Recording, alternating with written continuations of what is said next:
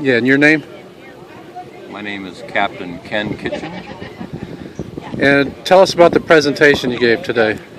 Well, the presentation I gave was basically something I do at the Marlboro Volunteers Ride Through History, and it's sort of an orientation briefing for troops coming into a fire base that resembles a fire base that we would have had in Vietnam during the war there. And what I try to do is place the audience in the position of being replacements sent there, and tell them a little bit about what it's like a day in the life of an infantryman in Vietnam. So what was that like? Well, basically it's a lot of walking in hot weather, dodging booby traps, dodging poisonous snakes, setting up at night in defensive positions, being attacked by the enemy, eating cold sea rations, and sort of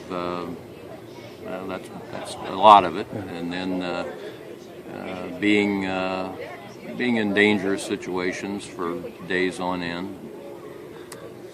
That's the first part of it, and then I go into a little bit of the history of the war, try to present some of the facts about it that really have not been revealed by many of the history books that have been written. What are some of those things?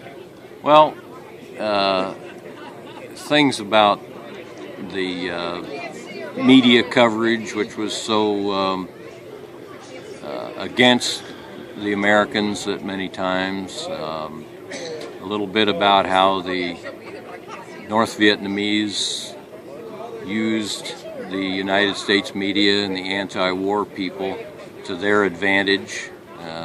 General Giap, the commander of North Vietnamese forces, said that the U.S. news media and the anti-war people were his best allies.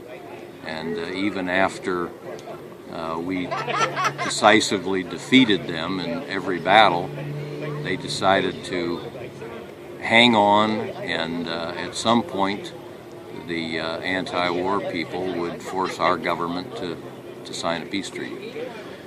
Do you think that the country is now recognizing the service of people like you who served in Vietnam?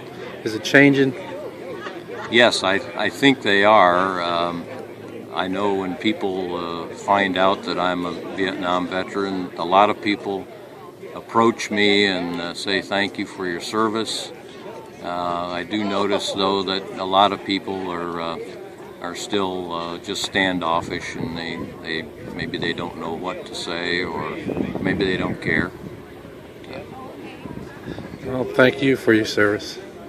You're welcome. Appreciate you saying that.